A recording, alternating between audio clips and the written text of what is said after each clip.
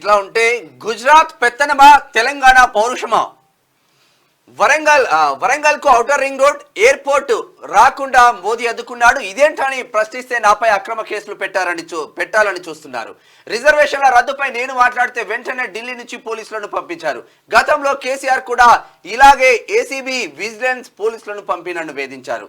అక్రమ కేసులు పెట్టి జైలుకు పంపించారు. కానీ ఇప్పుడు ఆయన నడుం విరిగి మూలకు పడ్డారు. అమిత్ షాను కేసీఆర్ ఆవహించినట్లున్నారు. అందుకే ఆయన గాంధీ భవన్ కు ఢిల్లీ పోలీసులు పంపించారు. నన్ను అరెస్టు చేయాలని వాళ్లను ఆదేశించారు. బీజేపీ నాయకులకు ఒకటే చెబుతున్నా, గుజరాత్ పెత్తనమా తెలంగాణ పౌరుషమా తేల్చుకుందాం.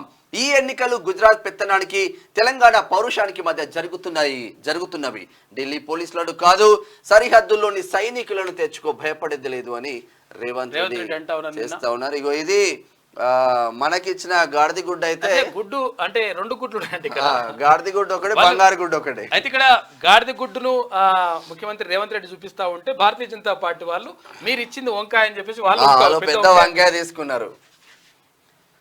గుజరాత్ కు బంగారు గుడ్డు, మనకు గాడిద గుడ్డు. మోదీ 10 ఏళ్లలో తెలంగాణకి ఇచ్చిందేం లేదు. సీఎం రేవంత్ రెడ్డి అంటా ఉన్నాడు.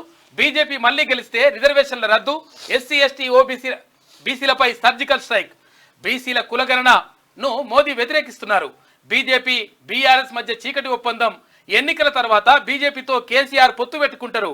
ఇన్నాళ్ళు కేసీఆర్ తనను తిట్టిన తిట్లనే ఇప్పుడు మోదీ రిపీట్ చేశారని కామెంట్. జమ్మికుంట రేగొండలో జనజాతర సభ జరిగినాయి.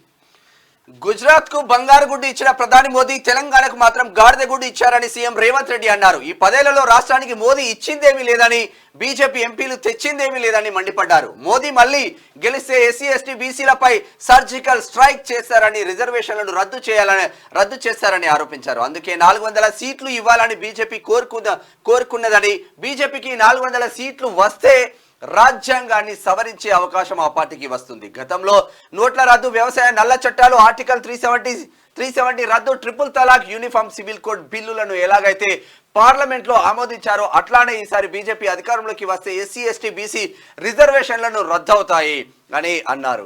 ఎస్సీ ఎస్టీ బీసీలకు రిజర్వేషన్లు పెంచేందుకు తాము ప్రయత్నిస్తుంటే బీజేపీ వాళ్ళు మాత్రం రిజర్వేషన్లను రద్దు చేయడానికి కుట్ర చేస్తున్నారని మండిపడ్డారు. మంగళవారం కరీంనగర్ కాంగ్రెస్ అభ్యర్థి వెలిచాల రాజేంద్రరావుకు మద్దతుగా జమ్మికుంట డిగ్రీ కాలేజ్ గ్రౌండ్ లో, వరంగల్ కాంగ్రెస్ అభ్యర్థి కడియం కావ్యకు మద్దతుగా భూపాలపల్లి జిల్లా రేగొండలో నిర్వహించిన జనజాతర సభలో నిన్న రేవంత్ రెడ్డి ముఖ్యమంత్రి విస్తృతంగా పర్యటిస్తున్నాడు. తర్వాత ఇక్కడ ఏంటంటే గుజరాత్ కు బంగారు గుడ్డు అయితే తెలంగాణకు గాడిద గుడ్డు.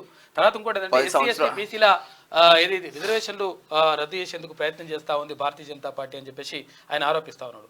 మొత్తం మీద అంటే ఇక్కడ ఆరోపణలు, ప్రత్యారోపణలు, తర్వాత ఇక్కడ ఇవన్నీ కూడా గట్టిగానే జరుగుతున్నాయి.